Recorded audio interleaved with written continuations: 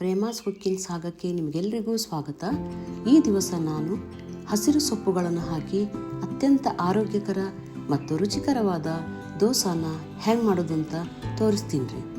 ಬರೀ ಹಂಗಾರ ನೋಡೋಣ. ಮೊದಲಿಗೆ ನಾನಿಲ್ಲಿ 1 ಬೌಲ್ ತಗೊಂಡು ಅದಕ್ಕೆ 1 ಕಪ್ ಅಕ್ಕಿ ಹಿಟ್ಟು, ಅರ್ಧ ಕಪ್ ಬಾಂಬೆ ರವೆ ಹಾಕ್ಕೊಂಡು ನೀರು ಹಾಕಿ ಮಿಕ್ಸ್ ಮಾಡ್ಕೋತೀನಿ ರೀ. ನೀರು ಒಮ್ಮೆಲೇ ಹಾಕಬಾರ್ದು, ಸ್ವಲ್ಪ ಸ್ವಲ್ಪ ನೀರು ಹಾಕೋಬೇಕು. ಗಂಟಿಲ್ದಂಗೆ ಹಿಟ್ಟನ್ನು ಕಲಿಸ್ಕೋಬೇಕು. ನಾನಿಲ್ಲಿ ಇನ್ನೂ ಸ್ವಲ್ಪ ನೀರು ಹಾಕ್ಕೊಂಡೇನೆ.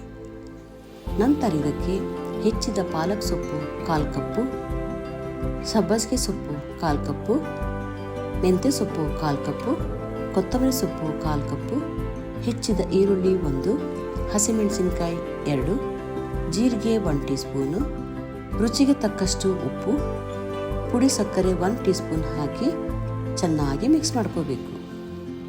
ಈಗ ಇದನ್ನು ನಾವು 20 ನಿಮಿಷ ನೆನೆಯಲು ಬಿಡಬೇಕು. ಹಿಟ್ಟು ಸ್ವಲ್ಪ ಗಟ್ಟಿ ಇರುವುದರಿಂದ ಇನ್ನೂ ಸ್ವಲ್ಪ ನೀರು ಹಾಕ್ಕೊಂಡೇನೆ. ನಂತರ ದೋಸೆ ತವಾ ಬಿಸಿ ಮಾಡಿ ಅರ್ಧ ಟೀ ಸ್ಪೂನ್ ಎಣ್ಣೆ ಹಾಕ್ಕೊಂಡು ಎಲ್ಲ ಕಡೆ ಸ್ಪ್ರೆಡ್ ಮಾಡಬೇಕು. ನಂತರ 1 ಗ್ಲಾಸ್ನಲ್ಲಿ ಹಿಟ್ಟು ಹಾಕ್ಕೊಂಡು ತವಾ ಮೇಲೆ ಸ್ವಲ್ಪ ಎತ್ತರದಿಂದ ಹಾಕ್ಕೋಬೇಕು. ನಂತರ ಅದಕ್ಕೆ 1 ಟೀ ಸ್ಪೂನ್ ಎಣ್ಣೆ ಅಥವಾ ತುಪ್ಪ ಹಾಕ್ಕೋಬೇಕು. ಒಮ್ಮೆ ದೋಸೆ ಬೆಂದ ಮೇಲೆ ಮೀಡಿಯಮ್ ಲೋ ಫ್ಲೇಮ್ನಲ್ಲಿ ಎರಡೂ ಕಡೆನೂ ಬೇಯಿಸ್ಕೋಬೇಕು. ಈಗ ನೋಡ್ರಿ, ಹೊಂಬಣ್ಣದ ಗರಿ ಗರಿಯಾದ ದೋಸೆ ರೆಡಿಯಾಗಿದೆ. ಚಟ್ನಿ ಹಚ್ಕೊಂಡು ತಿಂದರೆ ಆಹಾ, ರುಚಿಯೋ ರುಚಿ. ವಿಡಿಯೋ ನೋಡಿದ್ದಕ್ಕೆ ಧನ್ಯವಾದಗಳು.